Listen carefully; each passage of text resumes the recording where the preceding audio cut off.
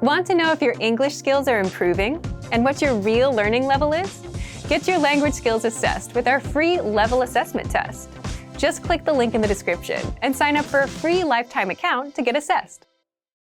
Hi everybody, my name is Alicia, and today I'm going to give a short explanation of some basic uses of the present perfect tense. So let's begin. Okay, the present perfect tense, what I'm going to talk about today, there are two basic points to think about when using the present perfect tense.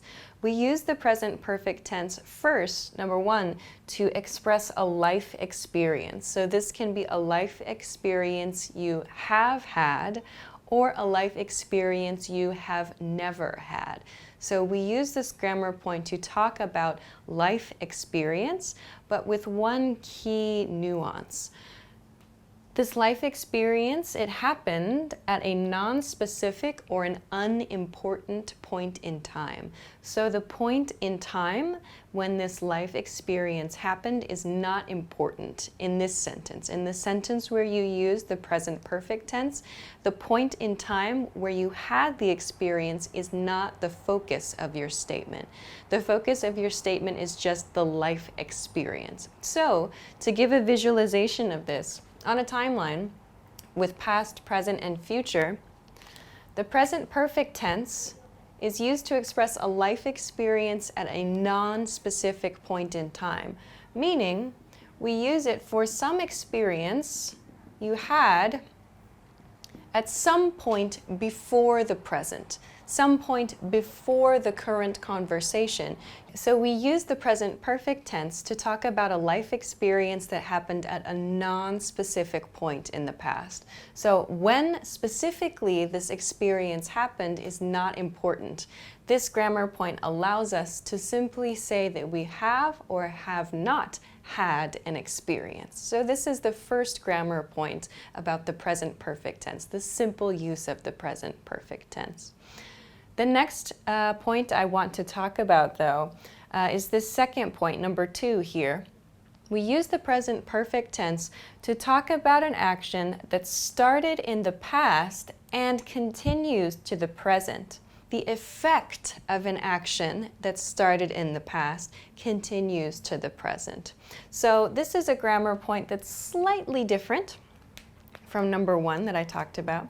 So the image here is an action that started at some point in the past. It began at some point in the past, and it continues to the present.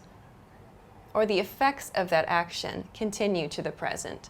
So this is something we can use to talk about where we live, our studies, our work experience, for example. I'll show you in a couple of example sentences a little bit later. But this is the second use, the second grammar point I want to talk a little bit about today. So it's important to note that when we use this second point, when we use the second use of this grammar point, we often use the words for and since to express that action that began in the past and continued to the present. It gives the listener some extra information about the duration, about how long that action has continued. So the difference between for and since, many people make a mistake with this. So use of for and since is important with grammar point number 2 here especially because it gives the listener some information about how long the action has been happening. So in an example sentence you could say, I have lived in Paris for 3 years, or you could say, I have lived in Paris since 2014. So you can hear for is used for a period of time. I have lived in Paris for 3 years. 3 years is a period of time. Your period of time can be years, months, days, minutes, hours, and so on. Any period of time can be used with the word for. I have been teaching this lesson for a few minutes. I have been standing up for about an hour, for example. You can use a different time duration for different expressions. You can use this actually a lot in your everyday life. But on the other hand, let's talk about since. So since is used for a point in time. When we want to talk about a point in time where an action began, where an action started, we can use since. So for example, in my sentence, I said I have lived in Paris since 2014.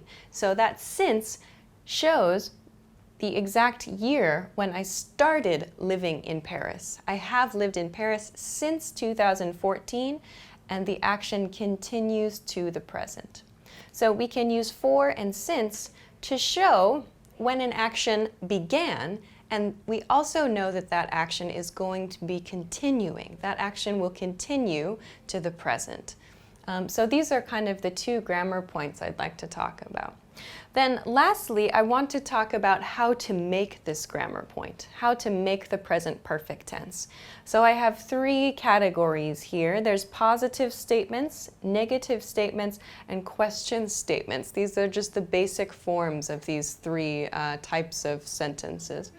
So let's talk about a few different sentence patterns that we can make. I have positive statements, negative statements, and question statements. These are just a few examples of the type of sentences and questions that you can make with this grammar point.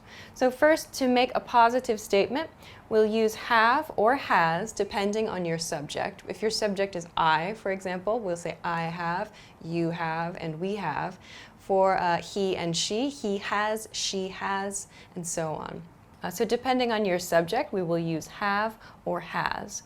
Next, we need to include the past participle form of the verb. So for example, I have lived in Paris. Lived is the past participle form of the verb live. I have been to Paris. So we can use these past participle forms of verbs, been in this case, to talk about the present perfect tense, to use the present perfect tense. Please try to remember your past participle forms of verbs, but I find that one of the best ways to get used to using the correct form of the verb here is just practicing in sentences. It's a little bit difficult to memorize all the verbs just from a list, so try practicing them in sentences to remember.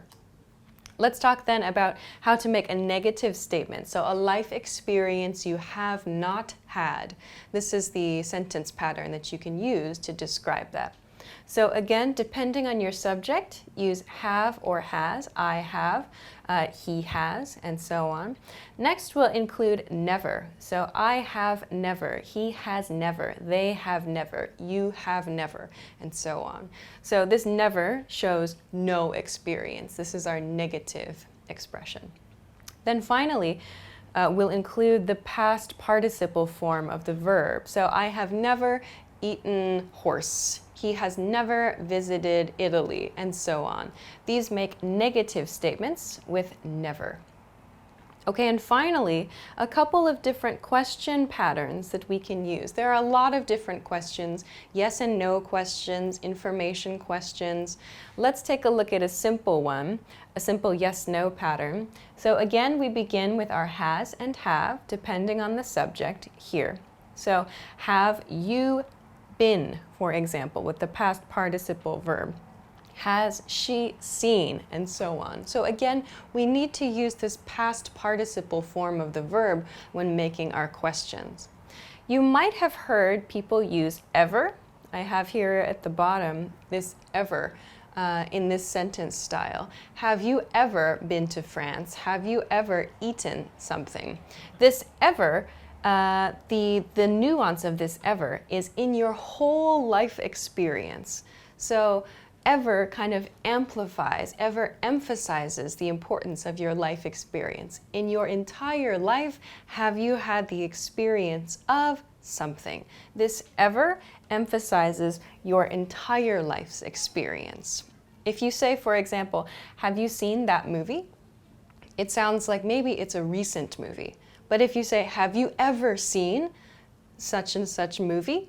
It sounds like maybe the movie is a little bit older. So especially in cases where you'd like to emphasize something that's not so recent, you might consider using ever in your questions. Have you ever been to a different country? Have you ever studied something else?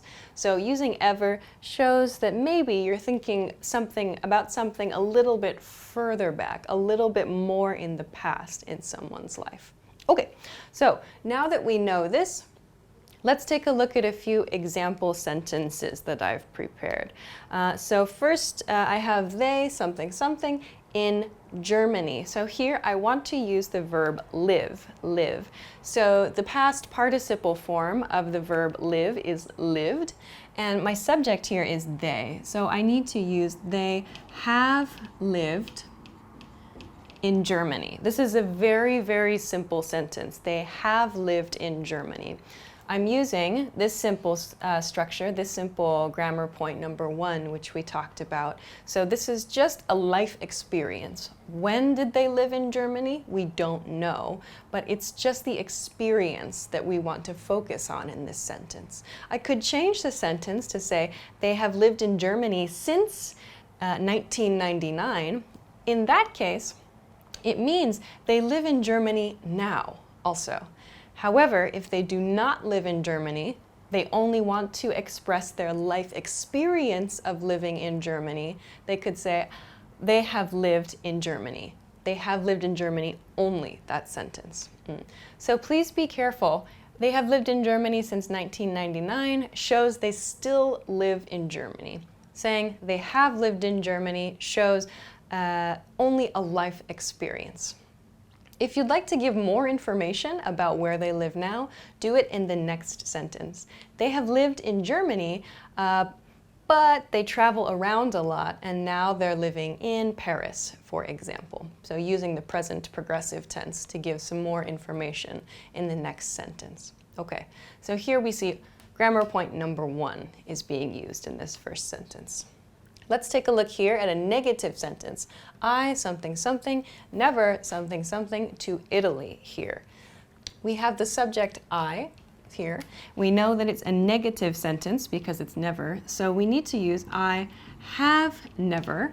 And then if I want to use the verb be, if I want to use the verb be, the past participle form of the verb be is been. I have never been to Italy is the correct sentence here. So I'm expressing no experience in my life. I have never been to Italy, meaning, as we talked about with grammar point number 1, in my whole life, I have not had an experience. So there's no time point being used here. I have never had the experience of going to Italy. Okay. Now, let's talk about the next example sentence. She something something something the test 3 times. So here I want to use the verb take. So to take a test. Take is going to be the verb for this sentence. So here my subject is she, and I know this is a positive sentence, a positive statement. So I'm going to use has, she has, and take, the past participle form of the verb take, is taken.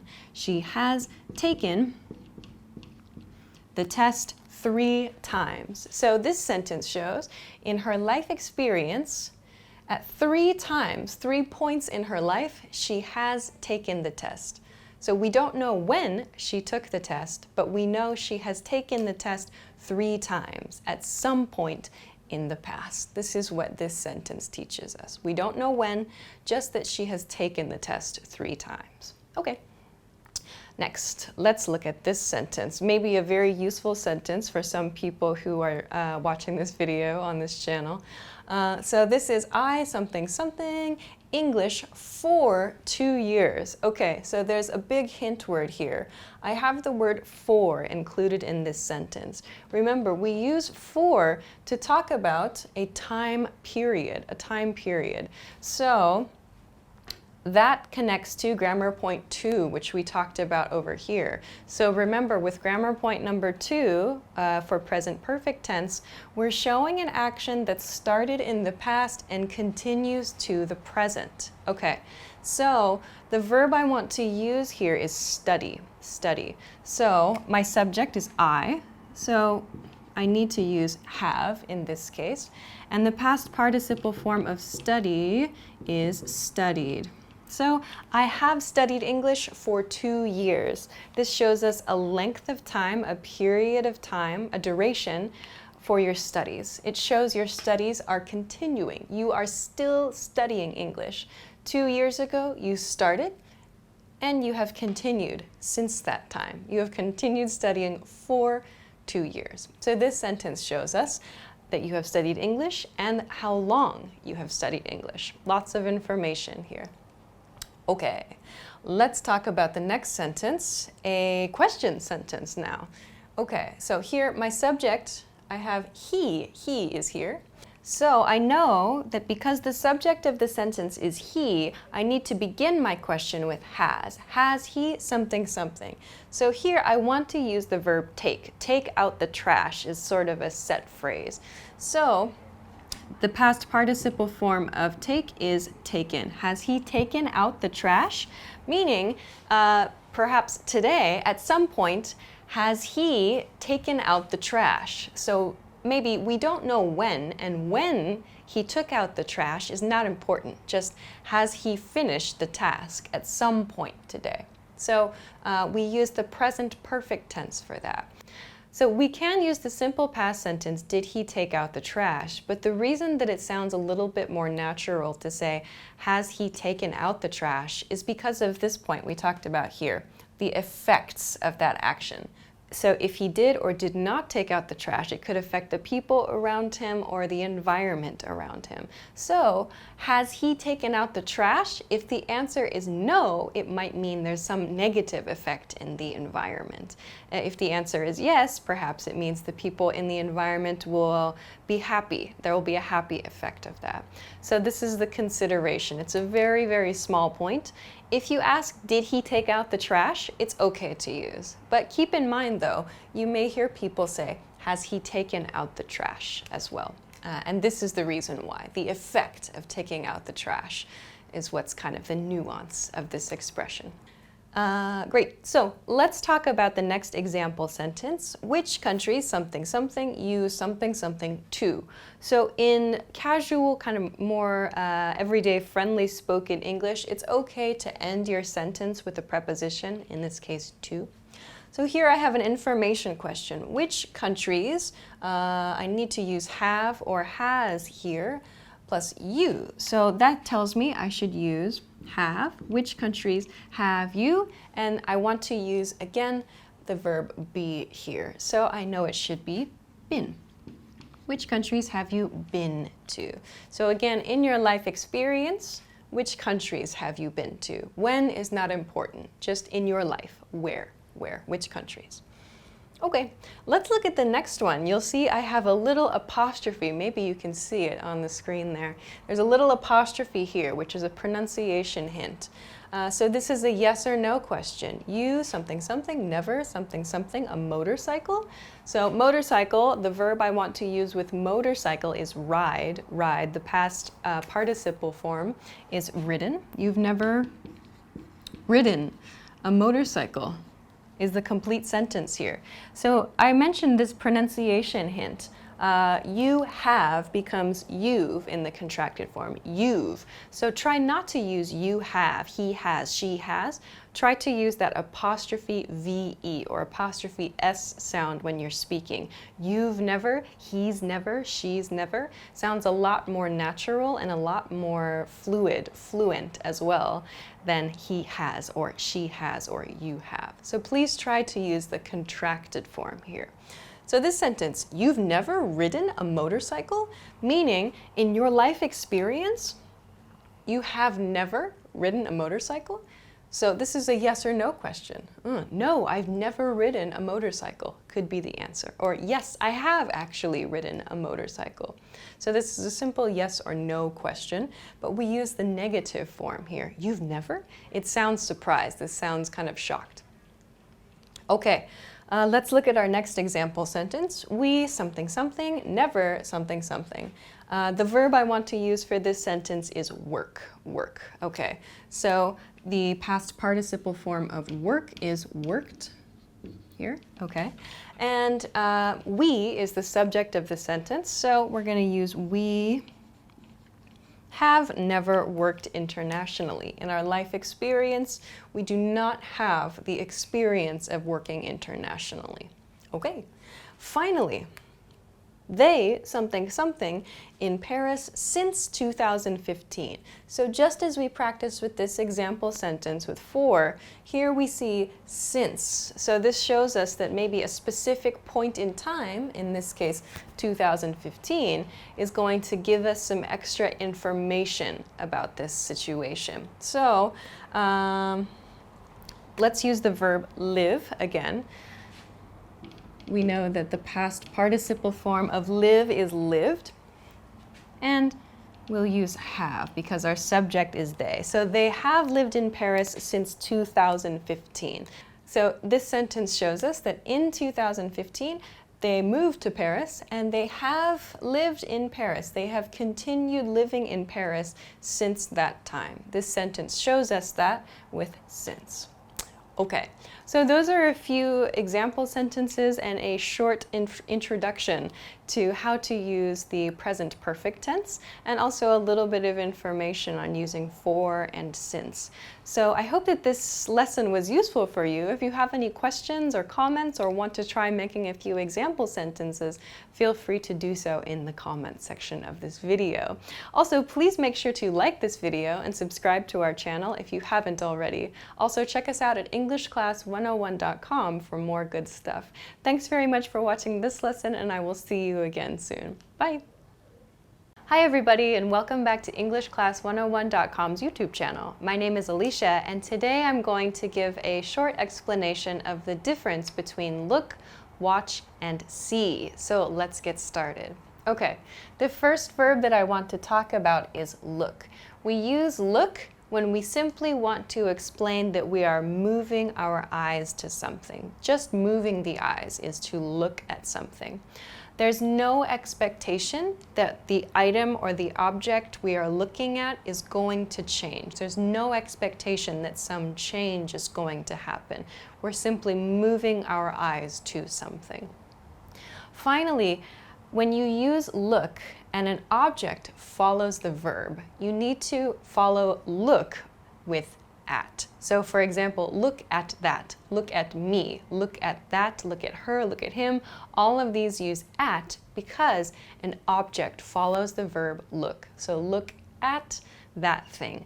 When you use an expression like look over there, there's no object there. So only when there's an object after the word look, you need to use at to connect the two.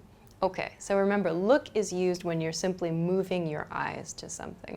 Okay, let's talk then about the verb watch.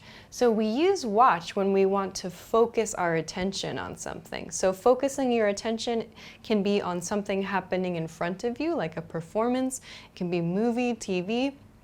But the nuance with watch is you are watching something that is changing or moving. Something is going to happen. There's an expectation of change or movement, evolution in some way. We use watch in those cases. Focused attention on something that is changing or something that is moving is when we use watch. Then finally, see. The verb see is used when we just notice something. We happen to notice something. Maybe a person has come into the room and we see that person. We notice something. But we're not necessarily focusing. So maybe we see it, our eyes catch it, but we don't focus on that thing. That is when we use see. So to recap, we use look just to move our eyes to something. We use watch for focused attention on something that is moving or something that is changing. And we use see when we just notice something, but we don't necessarily focus on it. Okay, so this is the basic use of these three verbs, but there are a couple of exceptions. So here I have special cases, especially for performances. So for example, movies, TV shows, concerts, sporting events, and so on. These have slightly different rules. We will only use watch or see for these cases. Please do not use look in these cases. Please use watch or see. If you're having trouble deciding when to use watch or see, a good rule or a good guideline is if it's something outside the house, something outside your home, your apartment, use the verb see. If you're at home doing something, at home, like watching a movie, for example, use the verb watch. So for example, over here, you would see a movie in a movie theater, see a baseball game, watch a DVD at home, or watch the awards show at home. So these are at-home actions, and these are outside-the-home actions. So we use see and watch in these cases. Okay, but let's try to choose the correct verb in these example sentences that I've prepared. So first one, tonight I'm going to something something Game of Thrones. Game of Thrones is a popular TV show, so we should use watch because we learned that watch is used for things outside, or I'm sorry, because we learned that watch is used for actions at home, things we do at home. It's more natural to use watch. I'm going to watch Game of Thrones. Okay, the next sentence. I want to something something that new movie. New movie probably means going to a movie theater, so we should use the verb see. I want to see that new movie is the correct verb here. Something something up ahead. Traffic is terrible. So up ahead means in front of you, in front of the car. In this case, it's car, it's traffic related.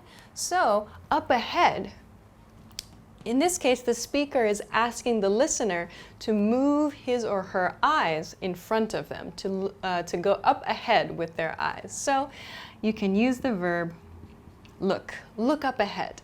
Traffic is terrible. So move your eyes up ahead is the command.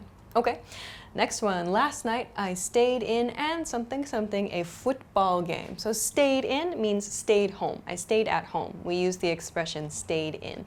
So I stayed in and watched. This is an at-home action, past tense. I watched a football game last night. Okay. Next one, I can't wait to something something my favorite band next week. So again, this is a performance outside the house, my favorite band. So we'll use see. I can't wait to see my favorite band next week. Okay, next sentence. When I something something into the forest, I something something a deer. Okay, there are two verbs in this sentence. We're going to use looked. So when I moved my eyes into the forest, I moved my direction, my eyes moved in the direction of the forest, and I something something a deer. So we noticed something. I saw a deer. I saw a deer. A deer entered my eyes is a weird way to say it, but that's the nuance here. I happened to notice. I wasn't focusing, but I saw this in my eye. I saw a deer. Okay. Let's look at a really difficult one. I something something up from my book and something something you. You were something something a video on your phone. Okay, so similar here. I something something up. I looked up. I moved my eyes up from my book. So I was reading. I moved my eyes up from my book and something something you. So here I noticed. I saw, past tense. I saw you. Then here, you were something something a video on your phone, a video on your phone. So maybe we need to use the verb watch because the person has focused their attention on their phone, on the video. You were watching, past progressive tense. You were watching a video on your phone. So here, in this situation, we have all three verbs. Finally, let's use it in a question. When did you last something something your roommate? So when did you last notice your roommate? We would use the verb see. When did you last see your roommate? When was the last time you saw your roommate? You noticed your roommate. So these are some great examples of sentences where it might be difficult to guess. Should I use look? Should I use see? Should I use watch? But keep these rules in mind. So remember, when you move your eyes to something, use look. Don't forget to use at when an object follows the verb too. When you want to focus your attention or talk about something that's changing and moving, use watch, like movies and TV shows. When you want to just talk about noticing something but not focusing your attention, use see. So this is a basic introduction to the differences between look, see, and watch. I hope it was useful for you. If you like, you can try to leave a comment with one of these verbs in your sentence, or if you have any questions, please let us know as well. Thanks very much for watching this video. If you liked this video, please be sure to hit the like button and subscribe to our channel if you haven't already. Also, check us out for more at EnglishClass101.com. Thanks very much for watching, and I'll see you again soon. Bye! Hi everybody, and welcome back to EnglishClass101.com's YouTube channel. My name is Alicia, and today I'm going to talk about some common prefixes in English. So common prefixes refers to these few prefixes I chose for today's lesson. If you don't know though, I included a definition of the word prefix here. So a prefix means letters added to the beginning of a word to change the meaning of a word. So a prefix is usually maybe 1, 2, 3, or 4 letters, kind of a short, you can think of it like a smaller word actually. We add a prefix to the beginning of a word and it changes the meaning of the entire word. So just by adding a short beginning to a word, you can actually create a different word with a different meaning. So today I want to introduce a few common prefixes that maybe you can use and maybe you've seen before. And I also want to talk about some of the ways to pronounce these. So let's get started. Okay, the first prefix I want to talk about is re, R-E, the prefix R-E. The meaning of re as a prefix is again. Again, this is the nuance. So when we attach re to the beginning of a word, it means that word plus again. So let's look at a few examples of this.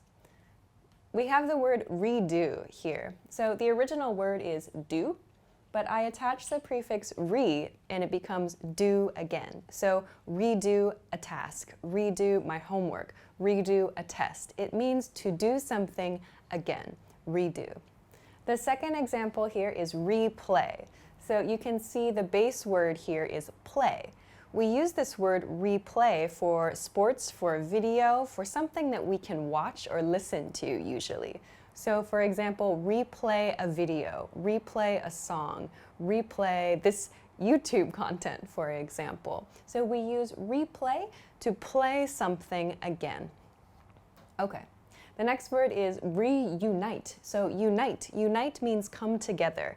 We use unite for when people come together, for example. So this word reunite means to unite again. We use this word when we haven't seen someone for a long time and we get to see them one more time. So for example, I reunited with my classmates at a reunion party, or I'm excited to reunite with my family next month. We use reunite to come together. Reunite means to unite again. Okay, last example is recapture. Recapture. So capture is like to take something and keep it, to capture something, like to capture a flag if you know that game, or to capture a person maybe in serious situations like wartime. But we also use capture to talk about emotion. So to capture a sad emotion, to capture a happy emotion, especially in movies or in songs. To capture an emotion is considered a skill. So when we say recapture, for example, we could mean something recaptures an emotion, like that movie really recaptured some memories of my childhood, or that song really recaptured the feeling of the original composer. So re plus capture means capture again. So remember, the prefix re has the nuance, the meaning of again. You attach it to a word to mean that word plus again. Okay, let's go to the next common prefix for today. The next one is anti. You might hear anti or anti. Both are correct. It depends a little bit on the word, and it depends a little bit on what your preferred style of pronunciation is. But you might hear anti or anti.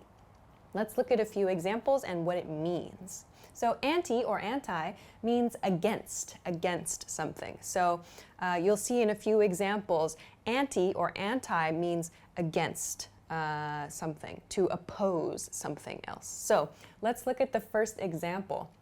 First, I have antifreeze, antifreeze. So the base word here is freeze, and I have anti meaning against or opposing. So antifreeze is a product that we use for cars, for example, to prevent the machinery, to prevent the fluids in the car from freezing and therefore becoming unable to move. So antifreeze is the name of a product. It's against freezing, or it opposes freezing. It stops fluids from freezing. This is antifreeze. Okay, let's look at one more example. Anti-aging. So aging is our base here. Aging is the process of getting older, the process of aging, the process of getting higher and higher in the number of years we've been alive. So anti-aging, against aging, this is a word that's commonly used for example, skincare products or other maybe food products. These are used, this word is usually used for products that are supposed to help you slow down the process of aging or try to make it appear as though aging has stopped. So anti-aging is opposing aging. It's against aging. This is the meaning of anti-aging or anti-aging. Okay, the next word is anticlimactic. So climactic here is the base word. So a climax, a climactic moment, for example, is the peak of a moment, like the peak level of excitement in a movie, for example. The climax of a movie is the most exciting part of the movie or the most dramatic part of the movie. So a climactic moment is a very exciting moment. Therefore, when we look at the word anticlimactic, anti means against. So it's the opposite of climactic. It's not exciting, it's not dramatic, it's not important. We might say that movie's climax was actually really anticlimactic. Or I was really excited to do something this weekend, but my plans fell through. It was really anticlimactic.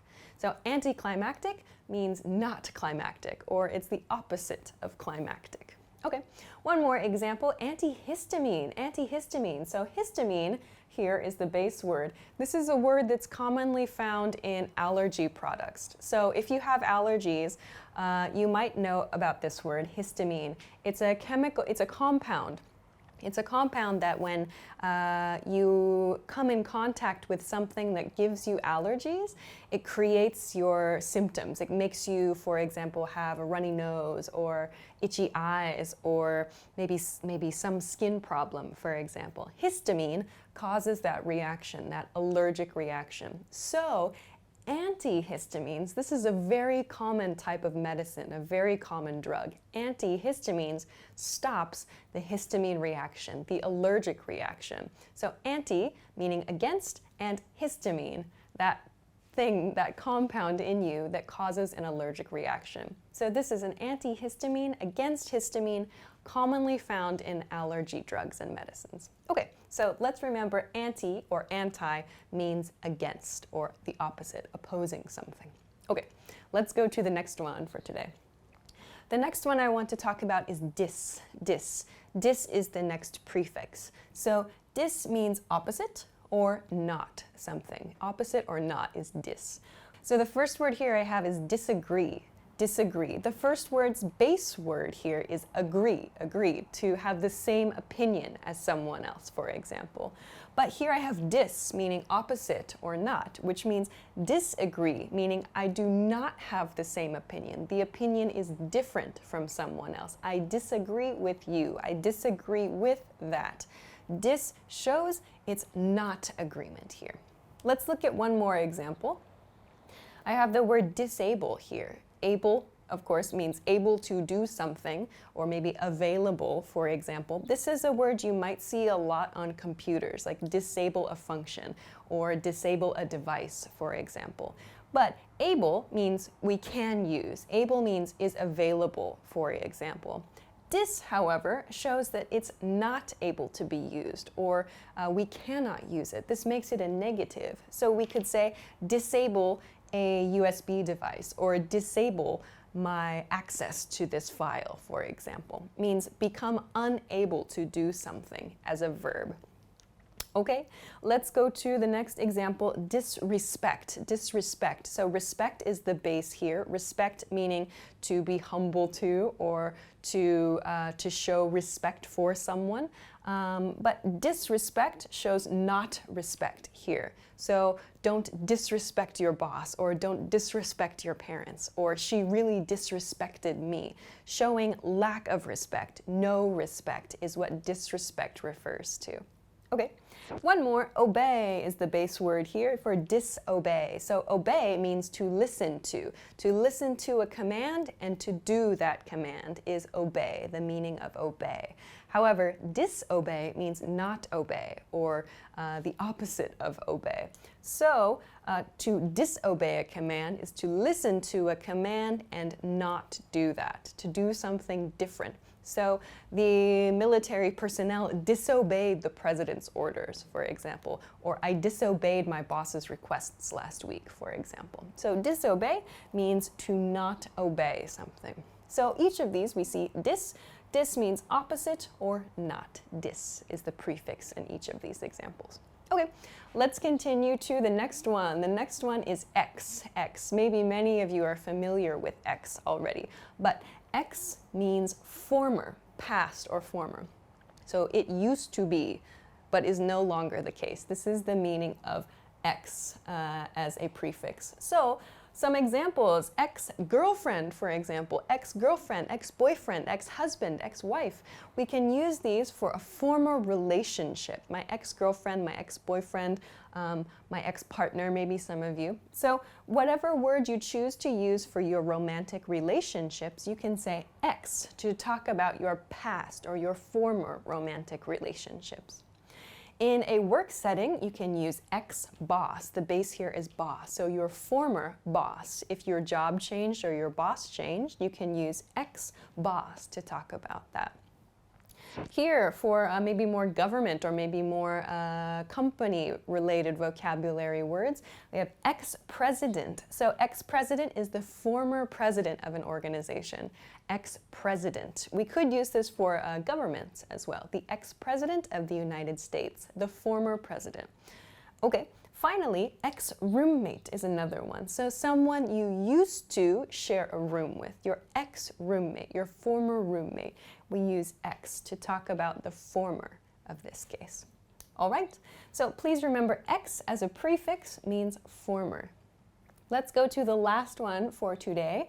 The last prefix here is mid, M-I-D, mid. So the meaning of mid as a prefix is middle. Middle. So we use this a lot for time periods or times of day, seasons, for example. Let's look at some examples. So the first example here is midsummer. Midsummer. Summer is the season, so mid means in the middle of summer. So you might be familiar with a Shakespeare play called A Midsummer Night's Dream. That play occurs in the middle of summer, midsummer, during, in the middle. Okay. Another example is mid-air. The base here is air. Mid-air is used for something that is flying. So for example, planes as they fly are cruising mid-air, for example. Something that is in the air. It is in the middle of the air. We say mid-air for that. Okay, another common word is midnight. Midnight. So middle, mid, night, in the middle of the night. This is usually around 12 o'clock a.m. or like 0 o'clock if you use military time too.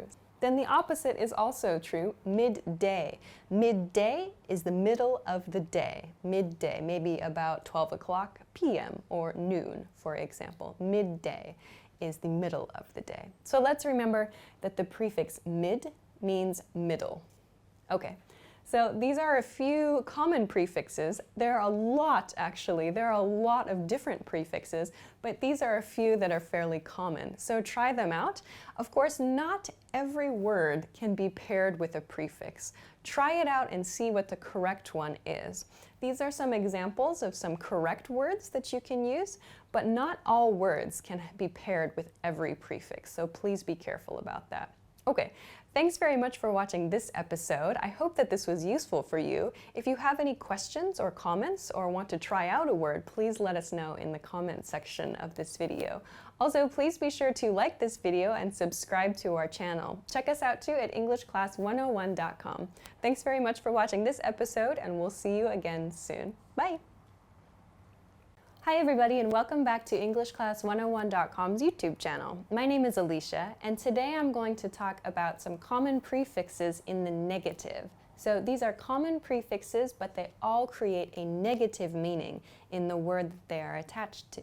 So maybe you saw our last video about prefixes, or maybe you saw our other videos about prefixes, but to remind you, a prefix is usually kind of a small word. It looks like a small word, but they are letters that are added to the beginning of a word to change the meaning of the word. So maybe it's 2, 3, 4 letters. It seems like a small word attached to the beginning of another word, and it changes the meaning. So in other lessons, we've talked about some prefixes which have a lot of different meanings, but today I'm going to focus on prefixes which create a negative meaning or a not meaning in the words that they are attached to. And we'll also talk about some of the histories of these words and find out a little bit about why they mean what they mean. So let's begin. Let's talk about the first negative prefix, ill, I-L-L. I-L-L, we pronounce it as ill, ill. So when we add ill to a word, it creates the meaning of not plus that word. The first word is illogical, illogical. Logical is the base here, meaning having logic or having a reason behind it. Illogical, therefore, means not logical. If you're a Star Trek fan, you might have heard Spock say this to any number of characters in the show. He would say, highly illogical. Illogical means not logical. It's not a reasonable decision, for example. Illogical, not logical. Another one is illegal, illegal. So legal here means following the law. Legal is something we are allowed to do in our country or in our community. Illegal means not legal. So for example, owning a gun is illegal in some countries, or killing people is illegal. These are things that are against the law, not legal, illegal. Okay, one more example, ill-advised, ill-advised. So ill-advised means not well-advised. It's not a good idea, an ill-advised decision, a poorly advised decision. So this ill means not good or negatively advised decision here. An ill-advised choice, an ill-advised plan, for example. These all mean not plus the word that they are attached to. Okay, let's continue to the next one, also a negative. The next one is im, I-M, im is the pronunciation. Let's look at the first one, impossible, impossible. So possible means able to do something, or it's possible to do. Impossible means we cannot do that thing. It is not possible, not able to do something. Impossible. So this is a very common word. It's impossible to go to space without a spacesuit, for example. Okay, let's look at one more. Imperfect. So perfect means no flaws. Perfect means there's nothing else to do. It's complete on its own, something which is fine.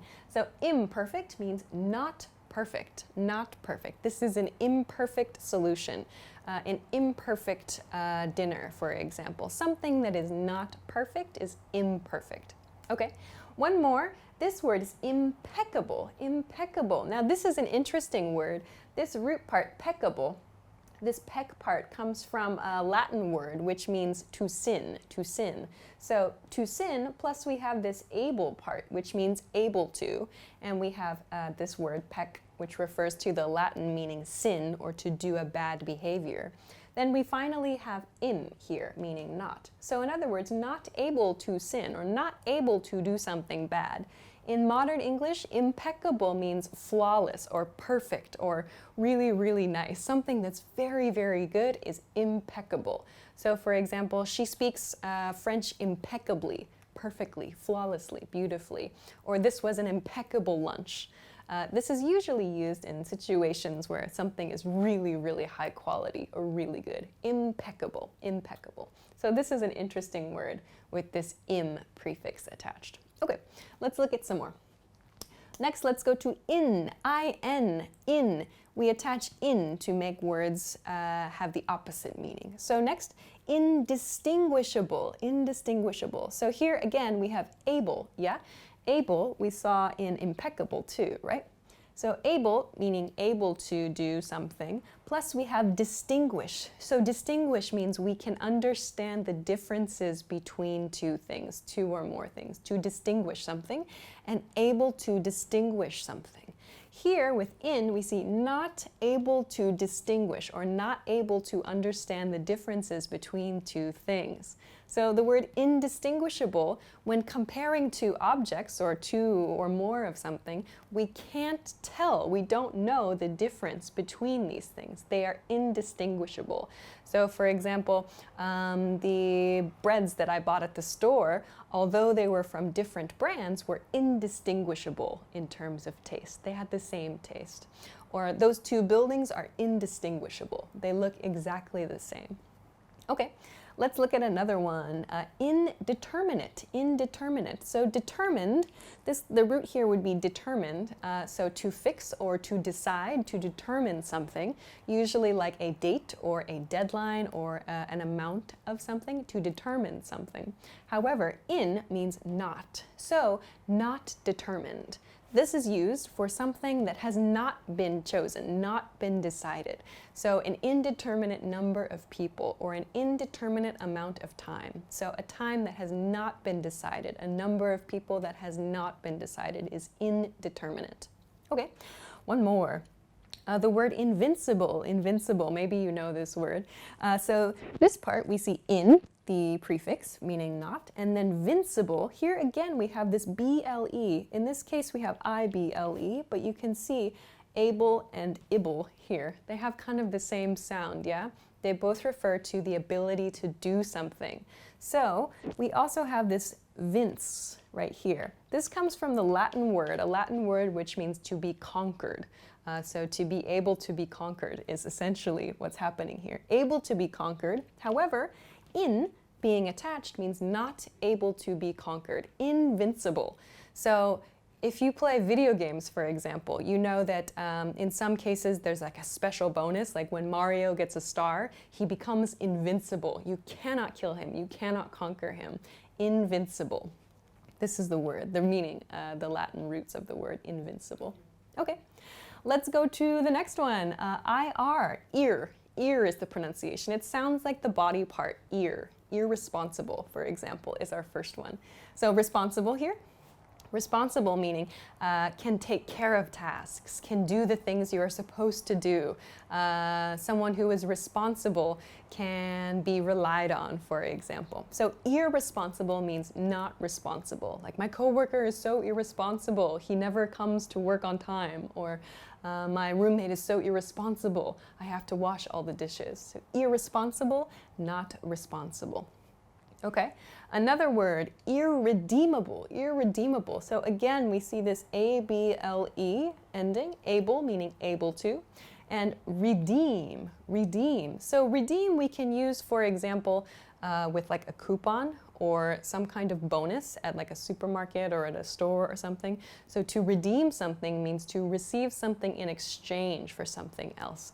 So like to redeem yourself to your boss. So you do something and you get favor from your boss. Or in the case of shopping, you could say, I want to redeem a coupon for a special product, for example. So you do something in exchange for usually something positive. So redeemable means able to do that, able to get kind of that positive benefit from something. But we have the negative ir at the beginning, irredeemable, irredeemable. So something that we cannot redeem. So this coupon is irredeemable, we cannot use it.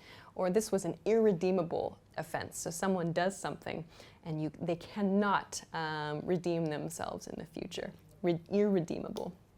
So the last example here is irrespective, irrespective. We see that the base here is respect, maybe. respect. So irrespective is used when we want to say without respect for something else.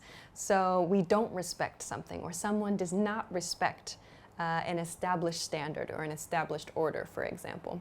So, for example, in a sentence we might say, he challenged the boss irrespective of the company hierarchy. So not respecting the company hierarchy. Or this list is irrespective of the company's standards, for example. So not respecting something else. Okay, let's go to our final prefix for today, non, N-O-N, non. So we attach non to some words to make the meaning of not. First one is non-sequential, non-sequential. So here we see a sequential at the end here with this kind of base sequence. So sequence means in order, in a sequence of something. However, non means not in sequence, non-sequential. So for example, participant numbers are listed in non-sequential order. Or for example, let's see, salaries are listed in non-sequential order. So sequential means in sequence, in a specific, usually numerical or chronological, by time order. Non-sequential means that they're not in order from 1 to 10, for example. They're separate. Non-sequential, not in sequence. Similar sounding is this word, non sequitur, non sequitur. Non sequitur, this is actually from a Latin phrase, which means it does not follow. Non sequitur. So here we see this seque again, which we saw in sequential. This root word means to follow something else. So a non sequitur as a noun is usually like a statement or some kind of behavior that doesn't seem to quite match the other behaviors around it, or it doesn't seem to follow a conversation. So for example, a non sequitur comment could be a comment completely unrelated to a conversation, or a non sequitur action, for example, something completely unrelated to the situation at hand. So maybe I make a lot of non sequitur comments in the top words series. Okay, so this is an interesting word, non sequitur. It does not follow, so something which does not quite follow the things happening around it. Finally, let's look at the word nonsense, nonsense. So sense, kind of going back to this word, logic. So sense means something we can understand or something which seems logical. But nonsense means there's no sense. There's no way to understand it. It's something that's very difficult or impossible to understand. So nonsense, like my coworker's idea was nonsense. It was impossible to understand. There was no sense about it. This is the word that we can use with non and sense together. Okay, so these are a few different prefixes that we can use to make negative words. All of these prefixes here will make a word negative. Please be careful, you cannot mix and match these prefixes with different words. These are set phrases. For example, we cannot say impossible, ill possible. We cannot say illegal, for example. You have to study these as they are. You can't just choose the prefix that you prefer. But if you see these prefixes attached to a word, now you can probably guess the meaning, or at least part of the meaning. So I hope that that's useful for you. So thanks very much for watching this episode. I hope that it was useful for you. If you would like to try out an example sentence or making an example word in the comments, please feel free to do so below this video. Also, please make sure to like this video and subscribe to our channel as well. If you want to, you can check us out at EnglishClass101.com for more good stuff. Thanks very much for watching this episode, and I will see you again soon. Bye! Hi everybody, my name is Alicia, and today I'm going to talk about prepositions of time. I'm going to talk about a few prepositions we use when we're talking about time and time periods. So let's get started. Okay. So the first preposition of time I want to talk about is on. We use on for days, for example, on Sunday, on Monday, on Tuesday. And we use on for the weekend, like on the weekend or on weekends. These are the two cases where we use on as a preposition of time. I like to something something on Sunday. I like to something something on weekends. We use on in these two cases. The second preposition of time I want to talk about for today is at. So we use at when we want to talk about a time, and by time I mean o'clock, like 7 o'clock, at 9 o'clock, at 10 o'clock. We can also use at with AM and PM, like at 2 a.m., at 7 p.m. We use at to talk about a specific point in time, a specific number, for example.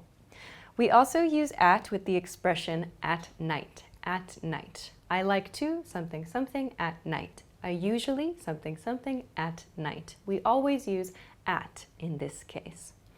Then I have one more here, the weekend.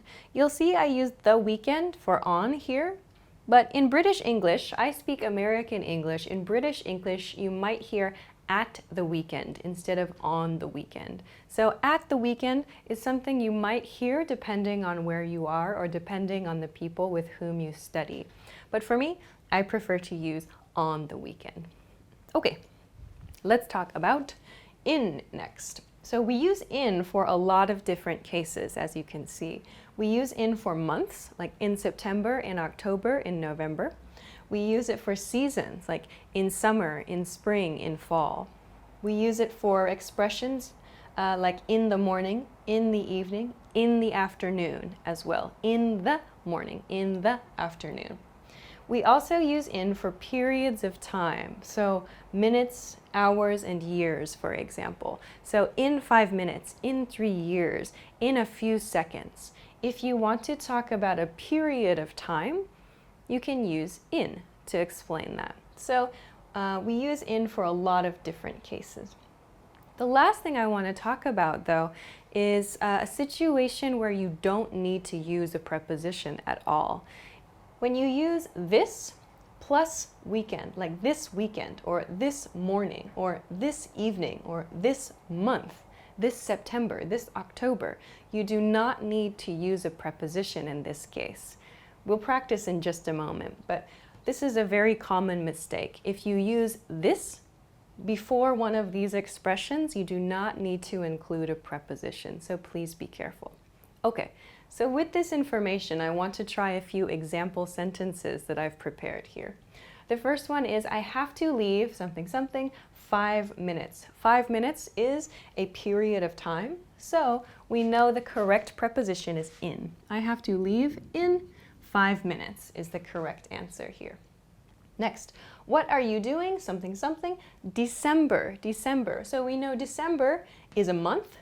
We should use in this case. What are you doing in December? Of course, by the way, with this sentence, we could say, what are you doing this December, to be very specific.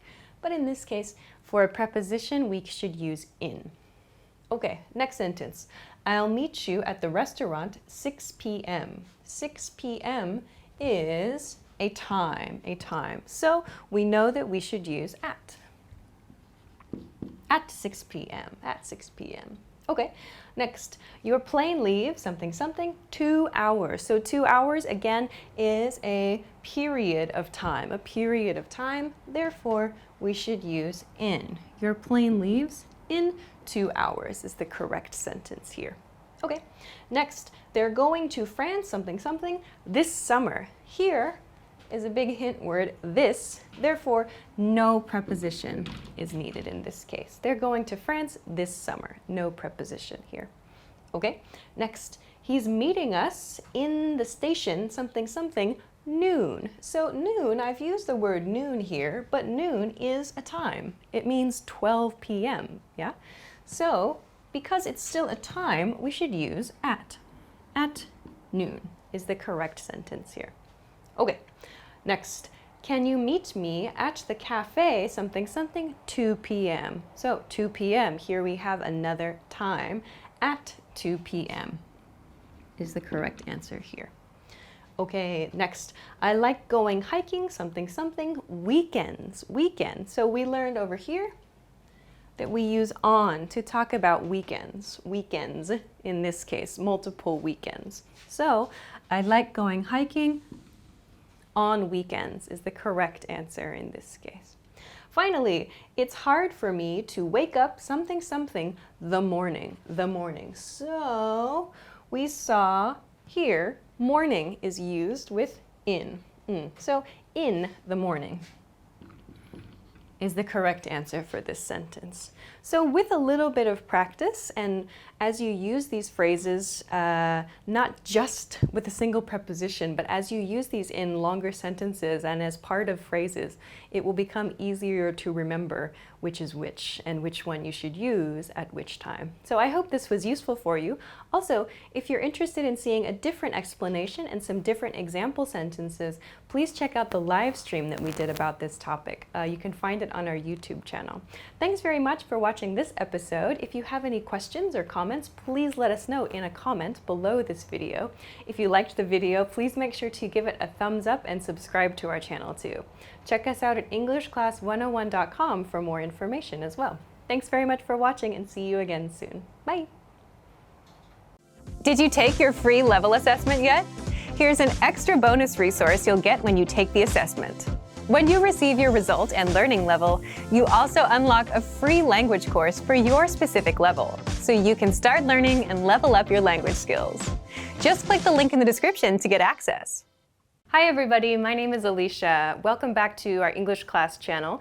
Today we're going to be talking about the difference between by and until. So let's get started. Okay, so first we're going to talk about by. By marks a deadline for an action to finish. By marks the point where an action completes or is replaced by another action. So really think about using by to express a deadline. Something is going to stop, or you must finish an action at this point in time. So we can think about by as marking some point in the future. So by marks some point in the future where an action is going to finish, an action is going to be completed. So in an example sentence I have, I'll be at the office by 7 p.m. So in this sentence, the speaker is not at the office, but 7 p.m. is the deadline. This is the point in time at which the speaker will be at the office. The speaker is not at the office now, but by 7 p.m., by the 7 p.m. deadline, the speaker will be at the office. This will shows us, this is a future tense expression, and by shows us the deadline, the point at which that expression or the point at which that action is going to be completed. So this is how we use by, to think about it like a deadline, some point in time at which an action will be completed or finished. Okay, so let's continue on to the other grammar point for today, which is until. Until also has a more casual form. We can use till, T-I-L-L, or apostrophe T-I-L. You might see both spellings used for until, till, or till.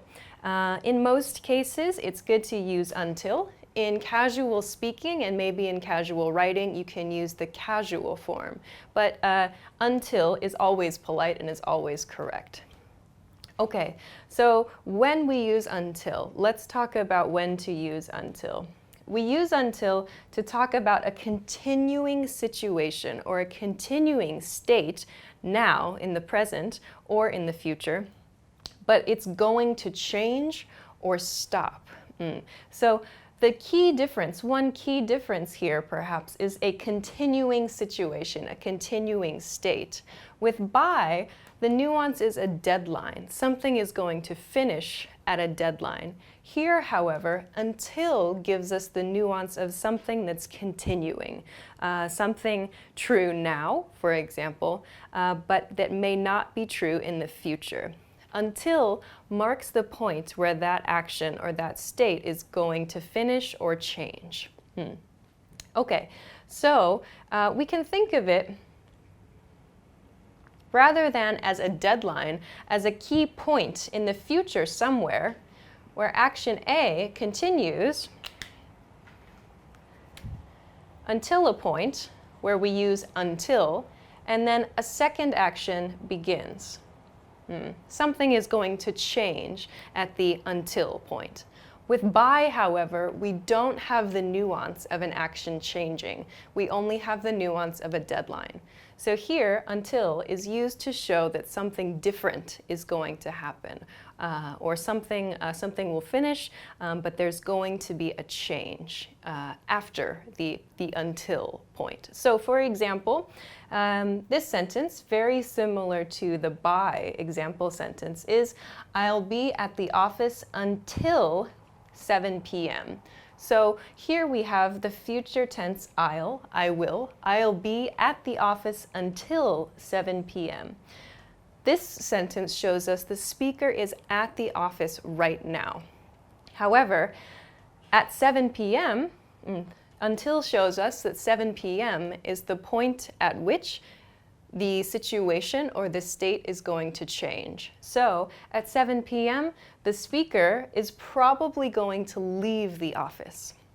Until shows us that right here, the action or the state is going to change. So please keep that in mind. Until shows you a change in something. By shows more of a deadline for an action that is continuing. So I hope that we can practice this in a few example sentences now. Okay, so let's try to choose the correct word to use in these example sentences. Should we use by or should we use until in these cases? So the first one I have is he has to find a new job, blah, blah, blah, March. So in this case, we see a point in time. We can think about it. Should we use by or until here? If we use by, we see that the deadline nuance matches here. He has to find a new job by March. If we use until, he has to find a new job until March. There's no information in this sentence that shows us a hint or that gives us a hint about how the action is going to change.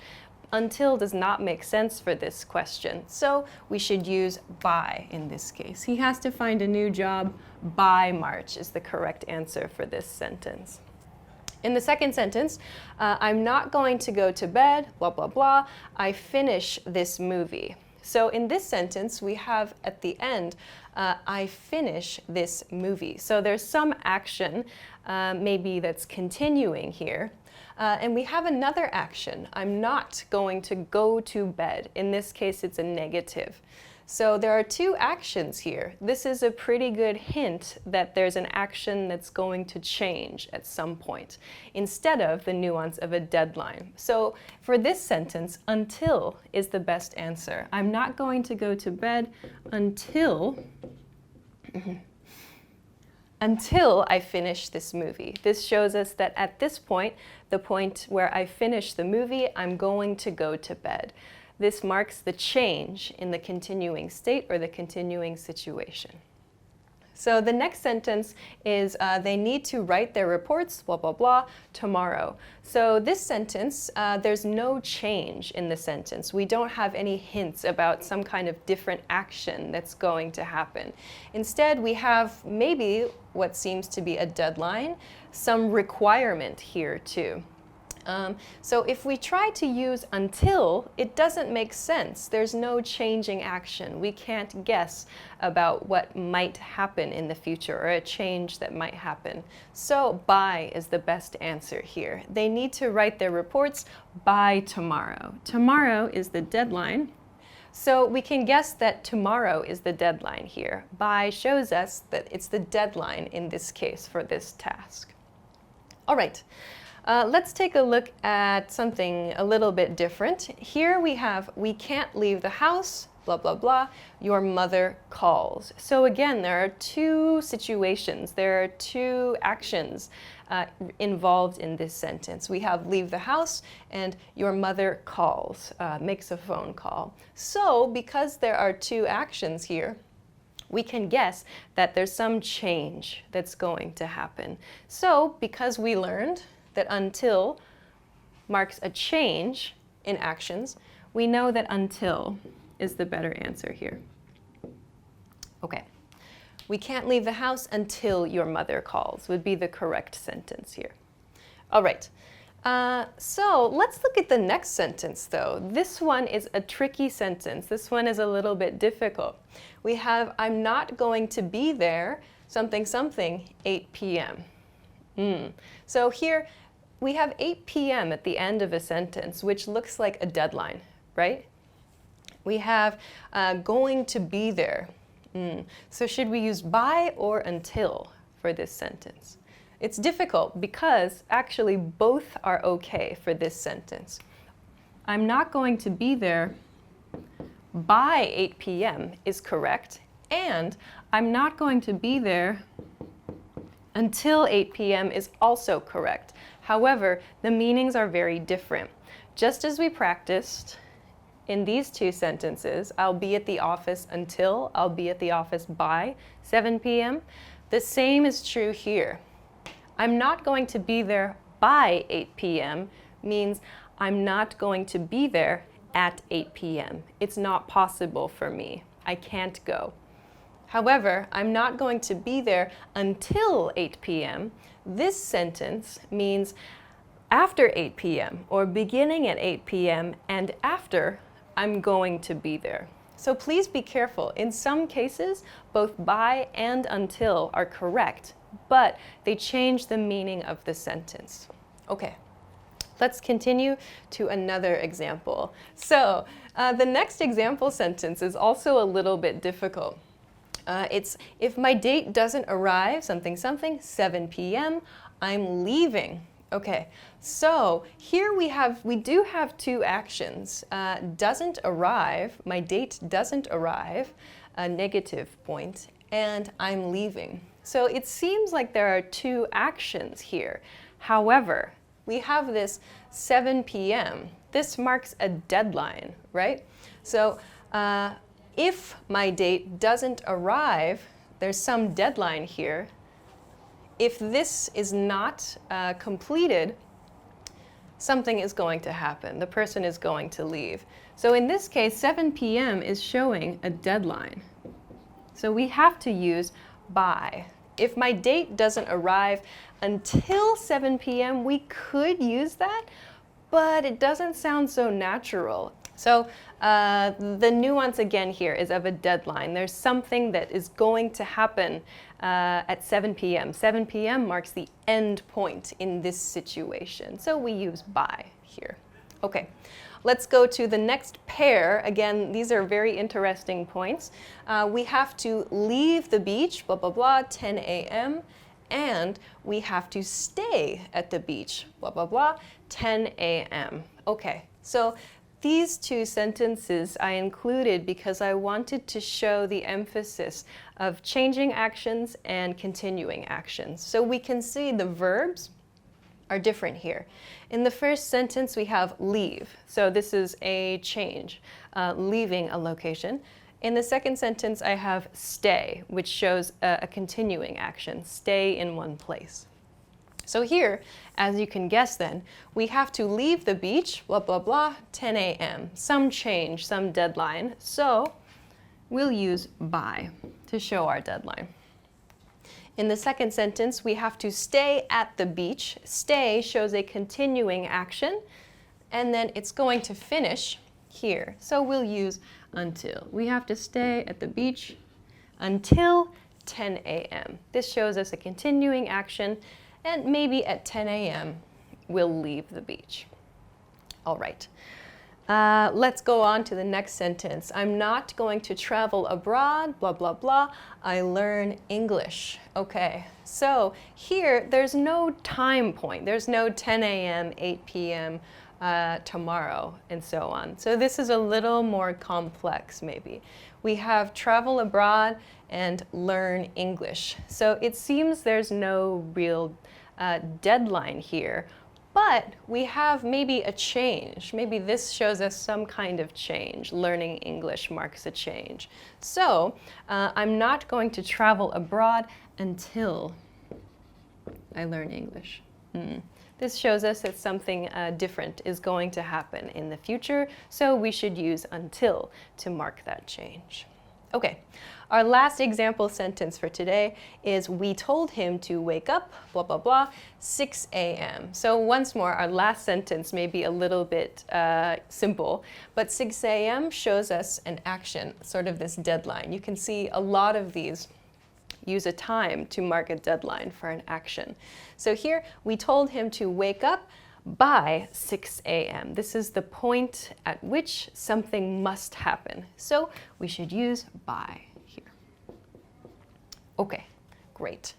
So those are a few example sentences that you can have a look at and think about when you're trying to decide whether to use by or until.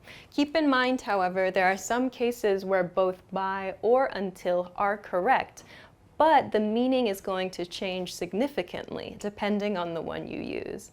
So I hope this lesson was useful for you. If you have any questions or if you want to try to make an example sentence using by or until, please be sure to leave us a comment. If you liked this video too, please be sure to hit the thumbs up and subscribe to our channel if you haven't already. Thanks very much for watching this episode, and we will see you again soon. Bye!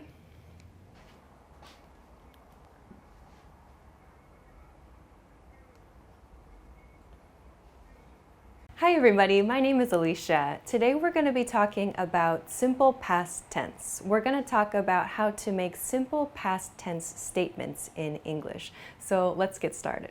Okay, so first let's talk about when we should use the simple past tense. Simple past tense statements for today are for actions that started and ended in the past. So these are things that both started or began and ended in the past. Both of those must be true to use simple past tense. The second point for today is these are actions which happened at a specific point in time. So a specific point in time can be yesterday, it can be an hour ago, it can be last year, it can be when you were a kid.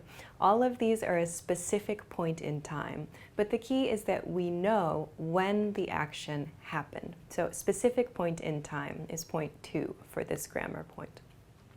Third, we can use simple past tense for repeated actions in the past. So things you did every week or every month or every year, every summer, every hour if you like. But one point about this, make sure to include a frequency indicator if you want to talk about an action that repeated in the past. Frequency indicator, for example, I just mentioned a few: every week, every month, every year. So frequency meaning how often. An indicator shows how often you did that. So you can use repeated actions with past tense to show let's see, something you did a lot in the past, for example. So to give you a visual, the past is down here, now is this point here, and future is up here. When we use the simple past tense, it's an action that started and ended in the past, somewhere before now. That's one. It's at a specific point in time. So this action and this action, we know when they happened. It could be this morning, it could be yesterday, for example, but we know when these actions happened. Third, we can use for repeated actions, so maybe these actions repeat, but we know when the repetition happened. We know when we repeated these actions, so it's okay to use simple past tense to describe those. Okay, so now we know when we should use simple past tense. We know why we should use simple past tense, but how do we make simple past tense statements? So when you want to use the simple past tense to explain an action that happened in the past, you need to conjugate your verb. You need to change your verb. So that means when you're using a regular verb, you do verb plus ed. So verb plus ed is the basic form for simple past tense verbs. But keep in mind this is only for regular verbs. Not all verbs are regular verbs. So for example, some common ones are talk, which becomes talked, Start, which becomes started, and enjoy, which becomes enjoyed. Please be careful, however. You'll notice that the past tense form of verbs has a few different pronunciations. So for example, start becomes started. It has an ID sound. It's not an ED sound, but an ID sound. You might hear a word like walked also, which has a sort of T sound about it. Walk becomes walked. Started becomes started, an ID sound. And then there's also a sound like in breathed, a very soft D sound. So there are 3 past tense verb sounds to listen for. An id sound, started, a soft D sound like breathed, and then a more hard T sound like walked. So pay attention to that when you're trying to make these past tense verb conjugations. Okay, but some verbs are irregular verbs. Irregular verbs do not have a simple rule for understanding past tense conjugation, how to change them in past tense. There's no rule for these.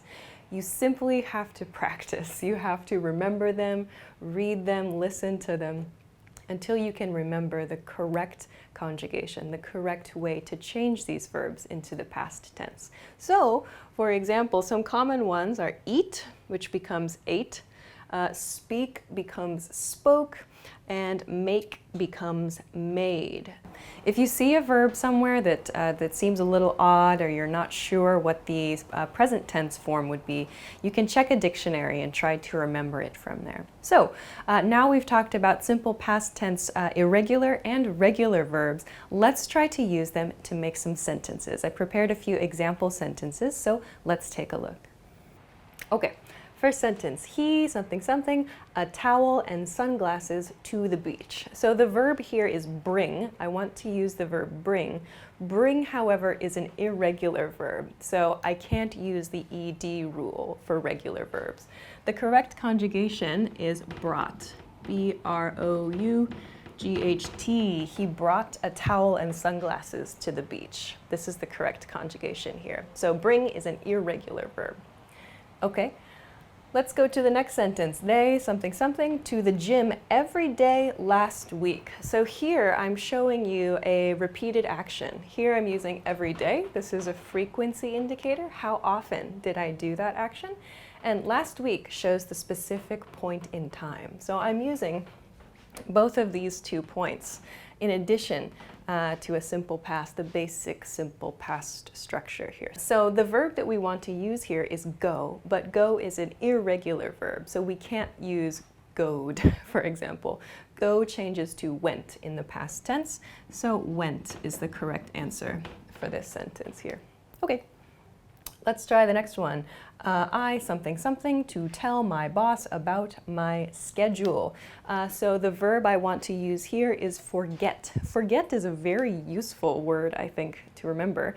But again, forget is not a regular verb. Forget is an irregular verb, so we cannot use the ED form. Forget in the past tense becomes forgot. Okay. So, I forgot to tell my boss about my schedule is the correct sentence here. All right, let's go to something a little bit different. Here's a negative sentence. I don't think they, something, something, a reservation at the restaurant. Okay, so here I'm using a phrase. I want to use the phrase make a reservation, to make a reservation. So the verb here is make. This was one of my example verbs for the irregular form. So make becomes made. I don't think they made a reservation at the restaurant is the correct verb form to use here. All right.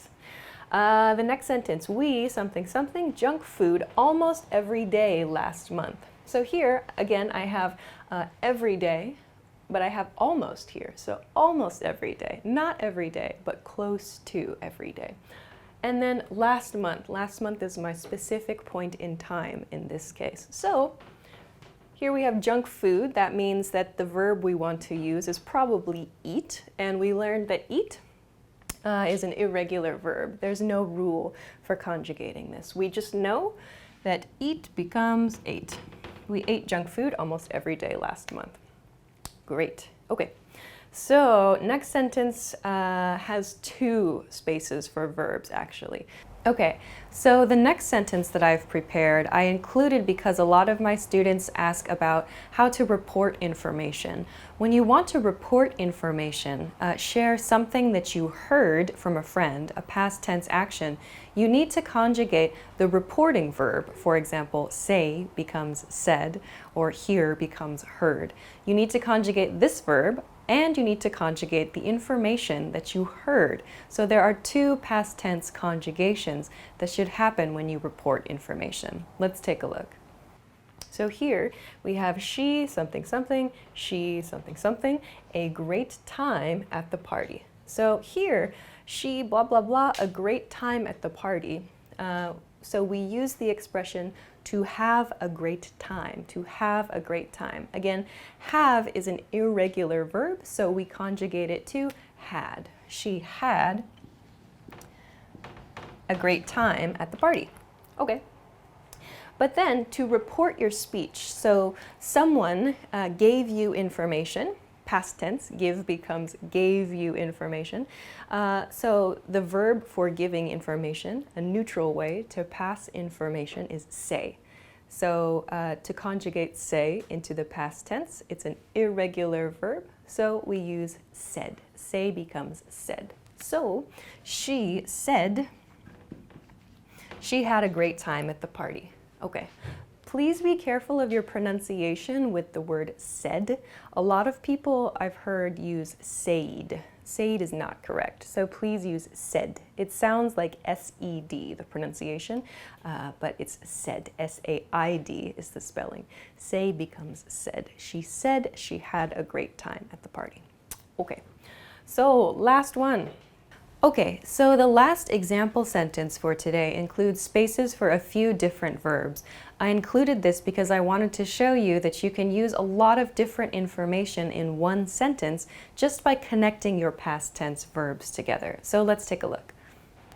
Okay, yesterday I something something late, something something shopping, and something something to my mother. Okay, so the verbs I want to use for this sentence are sleep, go, and speak. Sleep, go, and speak. These are all irregular verbs. There are no regular verbs in this sentence. So sleep in past tense becomes slept. Go in past tense becomes went. And speak in past tense becomes spoke. So here in one sentence, I have explained three things about my day yesterday. Yesterday I slept late, I went shopping, and I spoke to my mother. So you can explain a lot of things with past tense and a few connecting words. In this case, I've just used and to connect the last two things in this sentence. So please keep this in mind when you're sharing information about your past events. So today we talked about the simple past tense, and we talked about how to conjugate both regular and irregular verbs. It might seem a little bit difficult to understand which verbs are regular and which verbs are irregular, but with some practice it will become easier. So I hope that you enjoyed this video. If you have any questions or comments, please be sure to leave us a comment and let us know. Also, please be sure to like this video and subscribe to our channel if you haven't already. Thanks very much for watching. Check us out for more at EnglishClass101.com, and we'll see you again soon. Bye! Hi everybody, my name is Alicia. Today I'm going to be talking about the simple future tense. Today I'm going to talk about will and won't and going to and not going to. So these are a few grammar points that learners make mistakes with. When should you use will or won't? When should you use going to or not going to? So I'm going to talk about a few of these points, a few basic points that I hope can help you decide when to use will and when to use going to. So let's begin. Okay, the first point I want to talk about is going to or not going to. The positive form and the negative form. Going to, not going to. For today, I want to talk about 2 times when we'll use these grammar points. So the first time, the first situation where you use going to or not going to is for plans decided before the conversation. So if you make a decision about your future plans or someone else makes the decision before the conversation about their plans for the future, you should use going to or not going to. It's something that is probably going to happen, a high certainty. So this is a plan that has a high level of certainty, meaning there's a good chance this plan is going to happen. You decided it before the conversation, meaning you've probably had some time to plan your future, to plan your schedule a little bit. So please use going to for something you decide before the conversation. So on a timeline, it might look like this. We have past, now, and future here. So your plan is for the future, yes. But you decided on the plan sometime before the conversation. So if this point, this is now, this is your conversation, you made the plan, you made the decision before the conversation. In this case, use going to. I'm going to. At the beginning of this video, I said I'm going to talk about simple future tense, will and going to. I decided before this video started about my plans. I decided what I was going to talk to you about before the video started. So I used going to introduce that plan. So please keep this in mind. Okay, but let's talk about will now. So we use will and won't for decisions that are made at the moment of speaking. So keep in mind, will is the positive form, won't is the negative form here. So a decision made at the moment of speaking. This is one way to use will or won't. You can use this, for example, at restaurants. You can use this to talk about plans you make quickly after learning information from a friend.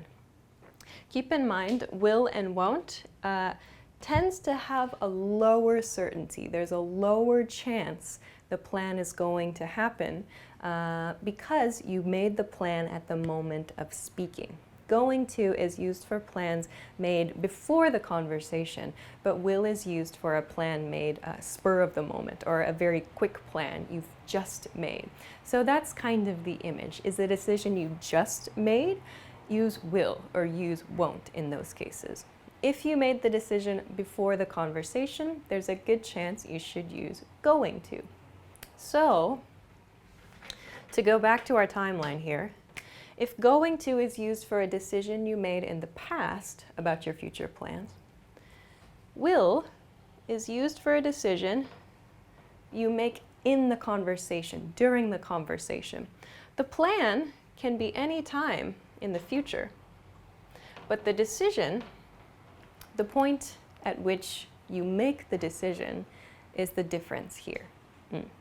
One point about this, 2 points about this actually. First, will. If you've made a decision at the moment of speaking and you therefore should use will to communicate that decision, you can improve or you can communicate that there's a high chance it's going to happen with the word probably. So here, I'll show you this in an example sentence in a moment, but you can use probably with will and won't. I'll probably, I probably won't. Remember that order though. I'll probably, or I probably will, or probably won't. Point number 2 I want to mention about both of these grammar points is to make your pronunciation a little more natural. Try shortening both of these expressions.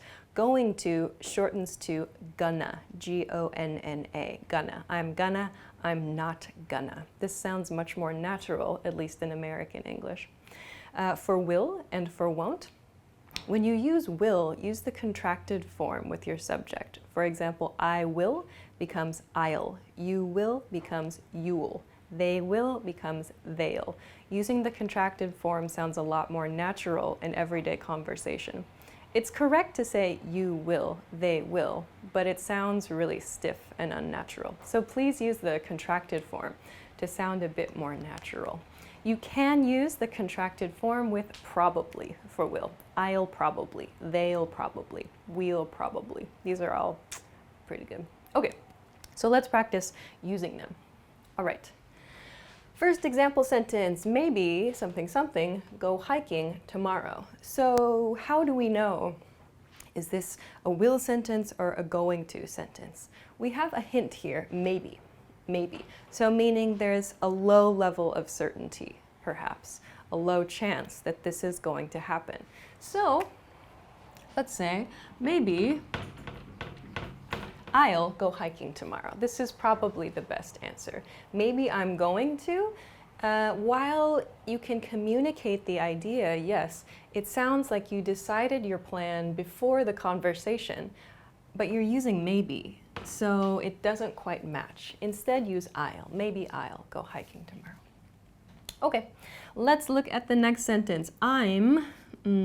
There's a big hint here, a grammar hint. I'm something something, go to France next year. So next year, go to France next year, this is a pretty big decision. Most people probably would not make this decision at the moment of speaking. So we should use going to. I'm going to go to France next year. This is the correct use of going to in this case. A decision made before the moment of speaking, and there's a high level of certainty here.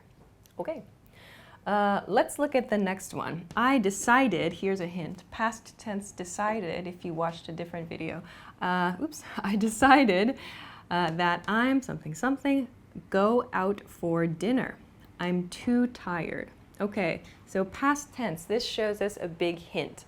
Past tense, decided. This implies the decision was made before the conversation. So, I'm something something, go out for dinner. I'm too tired. Here's another hint. So, go out for dinner and too tired.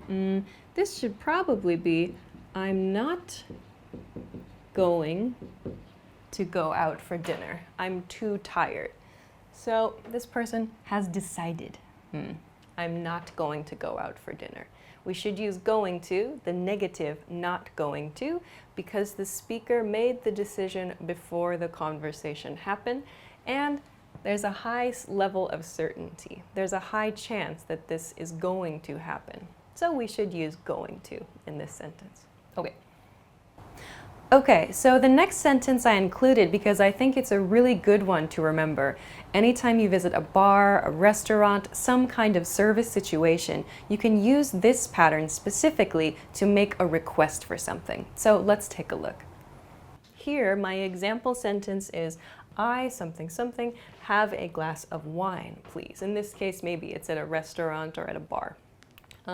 But in this case, you've just made the decision, looking at the menu, looking at a catalog, looking at something. You made a decision just then, at that moment, and you're asking for that item, you're asking for that service. So we'll use will. I'll have a glass of wine, please. So in this example sentence, I used glass of wine to show my request, to ask for a glass of wine. But if you want to use this pattern to make a request in a service situation, just replace glass of wine with the item or service that you would like. So for example, I'll have a beer, I'll have a steak, I'll have a hamburger. These are all things you can order at a restaurant or at a bar. If you're shopping, you can say, I'll have the blue one, please, for example. So just make your request using the same pattern, but replacing that glass of wine section that I used in my example sentence. Okay, next one. This one is maybe a little bit challenging. It's you're running late, so you something something have to take a taxi to your next meeting. So maybe this is an assistant or someone supporting another person with their schedule. Okay, so in the next sentence, we're looking at a situation where there's been a sudden or quick change to a schedule. Someone is running late and there's a new decision that's made at the moment of speaking, or a new decision is made to reflect the new situation. So let's take a look. You're running late, so you will have to take a taxi. You could say you're running late, so you have to take a taxi, but maybe this is a future plan, something that's going to happen in an hour from now. Maybe this is something the speaker is planning for later in the day. So you will is a nice way to use that. You're running late, so you'll have to take a taxi to the next meeting. Okay. The last one I want to talk about, this uses probably, which I mentioned over here. So probably, remember, we can use probably to sort of improve, or we can use probably to communicate a higher level of certainty with the decision we made at the moment of speaking. So here, you're not going to the party? Then I probably something something go either. Okay, so either is a big hint here. Remember, we use either to show agreement, but negative.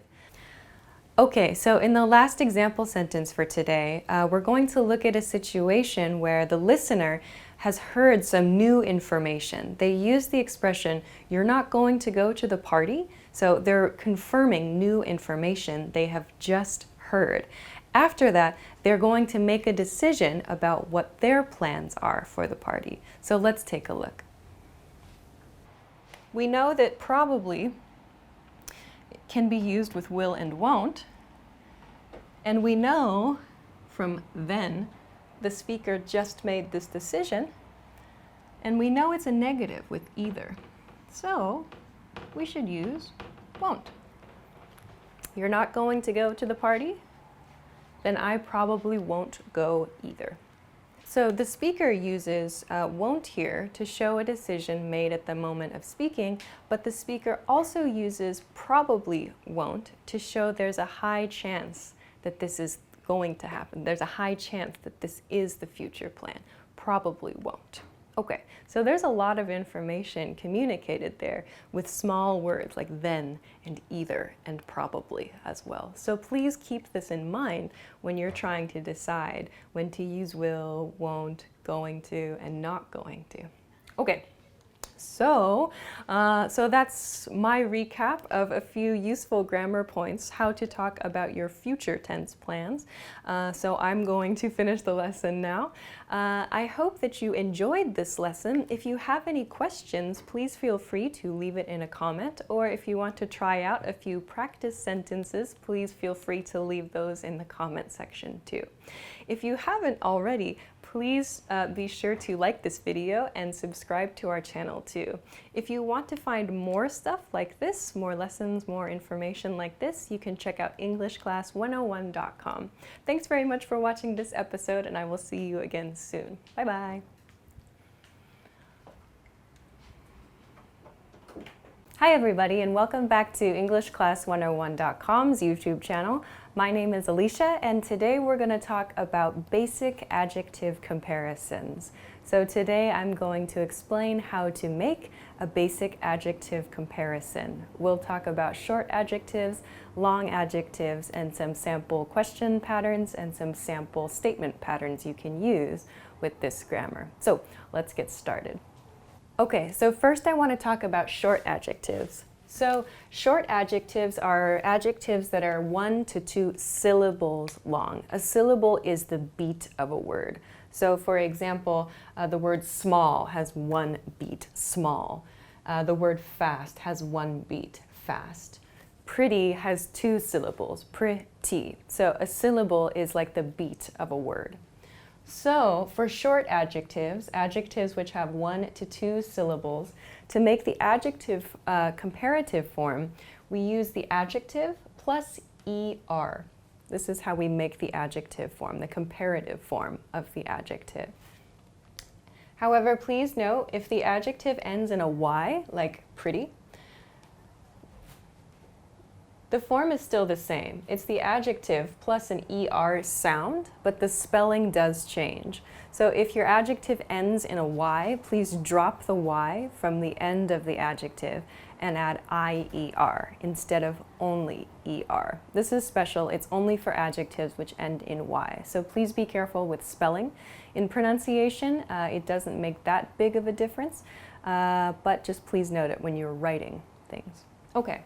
So for example, with the 3 adjectives I just mentioned, small, fast, and pretty, we just add ER to the end. Small becomes smaller. Fast becomes faster. Pretty becomes prettier here. So this is how we make the adjective the comparative form of an adjective, a short adjective, 1 to 2 syllables. Okay. Let's talk about how to make the comparative form of an adjective with 3 or more syllables. So, for a long adjective with 3+ syllables, the adjective does not change. The adjective stays the same. However, we have to add more or less before the adjective. So, for example, with the adjective beautiful, we can add more or less in front of the adjective, before the adjective, to make the comparative form. The same thing applies to the adjective expensive. So expensive also gets more or less before the adjective, and this makes the comparative form. So please remember there is no need to change the adjective if the adjective is more than 3 syllables. If it's fewer than 3 syllables, please make sure to use this pattern, the short adjective pattern. However, there are a few adjectives which have an irregular form, an irregular comparative form. A few of them are up here on the board. So, some irregular adjectives are good, bad, and fun. Good does not become gooder or more good. Good, in fact, changes to better. So please be careful here. Good becomes better. Bad becomes worse. We do not use badder or more bad. Please use worse. Bad becomes worse in the comparative form. For fun, the long adjective rule applies to fun. So please use more or less in front of the adjective fun to make the comparative form. Okay, so now that we know how to make a comparison, let's talk about a few different patterns that you can use to explain a comparison, to make a comparative statement, or to make a question asking someone to compare 2 or more items. So, first, to make a positive comparison, we'll say A is plus the comparative adjective, then B. So, for example, I could say, this book is more expensive than that book. I've used the comparative adjective form here. To use a short adjective, I could say, that shop is smaller than this shop. So just make sure to use the comparative form here. In the negative comparison, however, you'll see it's slightly different. When you make a negative comparison, you'll say A is not as plus the regular adjective. There's no change to the adjective in this sentence pattern as B. So for example, A is not as big as B. A is not as expensive as B. So please be careful when you're making a negative comparison. You're not changing the adjective. The adjective will remain the same. There's no need to update this part. So please be careful here. Finally, I want to talk about a few questions. So these are a few question patterns that you can use along with your comparatives. So for example, which is plus your comparative adjective, A or B? So for example, which is more expensive, A or B? Or which is bigger, A or B? Here you need to use the comparative form of the adjective in your question. The same thing here. Is A or B comparative adjective? So is A or B bigger? Is A or B more expensive? You can use both of these patterns to ask simple information questions using the comparative form. So let's try this out in a few example sentences. Okay, So the first sentence that I have, my brother is something something than me. I want to use the adjective funny here. So funny has 2 syllables, funny. It also ends in Y. So I know I need to apply this rule I just talked about here. So the correct answer is funnier. My brother is funnier than me. This is the correct answer. Okay, let's go to this one. Thai food is something something than French food. For this one, I want to use the adjective spicy. So spicy, just like funny, ends in Y, and it's a short adjective. So again, I need to apply this rule here. So Thai food is spicier than French food is the right answer for this one. Okay. Next, I have a new house is more, so this is a big hint word for me, more something something than a new car. I want to use the adjective expensive. I know that expensive is a long adjective, so this is the rule that applies. This means there's no change to the adjective. A new house is more expensive than a new car is the correct sentence here. Okay. Let's go to the next one. French fries are something something than onion rings. French fries are what? So I want to use the irregular one, the irregular adjective good.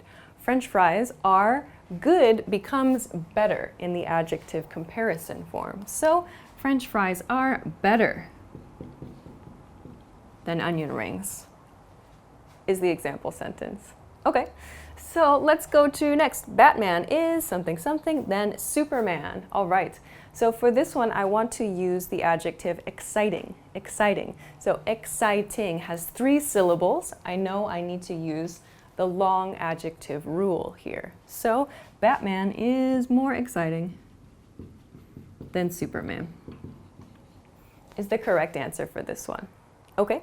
So let's go to the next one. Shopping for clothes is not as something something as shopping for food. So we learned here there's no change to the adjective when I'm making a negative sentence. So I want to use the adjective fun here. Fun, therefore, does not change in this sentence. So shopping for clothes is not as fun as shopping for food. Okay. The final example sentence, listening to music is more something something than driving a car. So here, again, I have this hint word, more. So that means that it's probably going to be a long adjective. Okay, I want to use the adjective relaxing in this sentence. So, more relaxing than driving a car. All right. So these are a few examples of ways that you can use the adjective comparative form to make a lot of different sentences, to make positive statements, to make negative statements, and you can try to make a few questions with this grammar as well. Just if you're not sure which adjective form to use, just think about the number of syllables in the adjective you'd like to apply, and you can try using the rule we talked about on this side of the board. So I hope that you enjoyed this lesson. If you have any questions or comments, please be sure to let us know in the comment box below this video. If you haven't already, please be sure to give this video a thumbs up and subscribe to our channel too. You can also check us out at EnglishClass101.com. Thanks very much for watching, and we'll see you again soon. Hi everybody, welcome back to EnglishClass101.com's YouTube channel. My name is Alicia, and today I'm going to talk about the difference between really and very. These are sometimes confused, or it's difficult to know when you should use really or when you should use very. So today I'm going to give a quick explanation that hopefully can help you decide when to use really and when to use very. So let's start. Okay, first, there's one thing that's common, one thing that both of these do. Really and very are both used to add intensity or to add emphasis to what you're saying. So both of them have the same effect. Okay, but let's start with really. Really is used to modify, so to add emphasis to change verbs. We also use really to modify adjectives and adverbs. So a few examples here.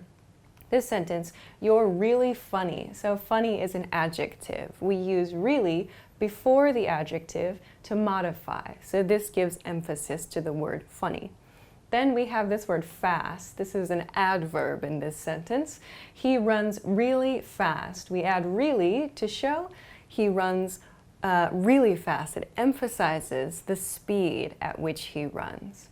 Finally, I have the adjective tired. I'm really tired. So we emphasize tired by placing really before the adjective.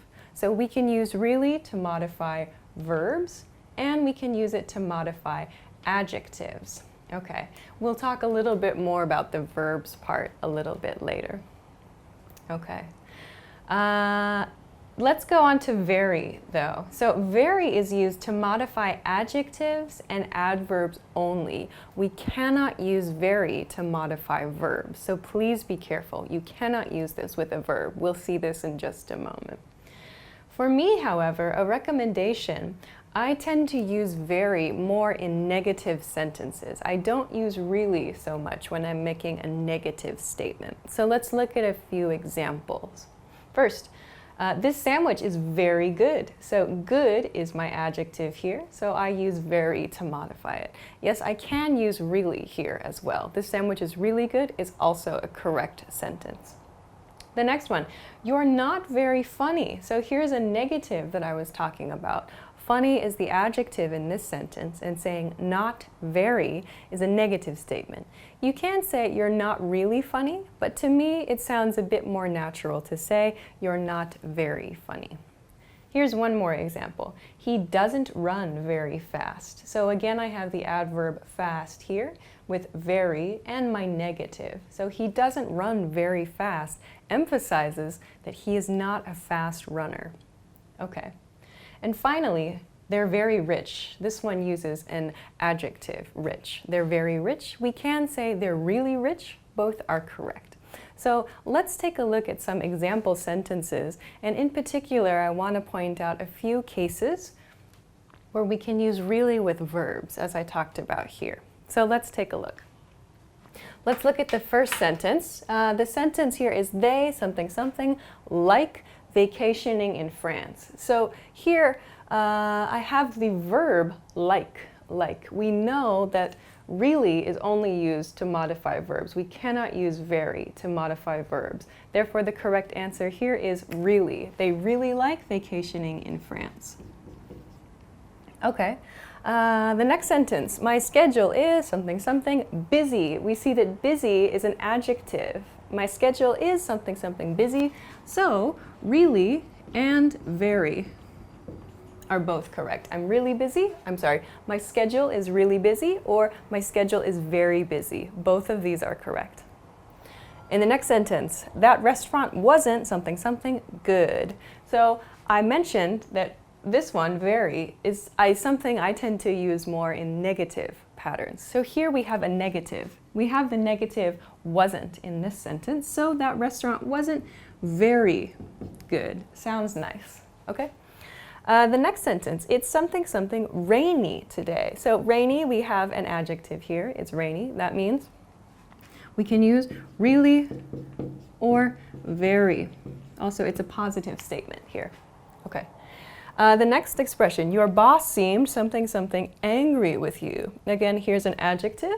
And the sentence, the statement is a positive statement. So again, we can use either really or very.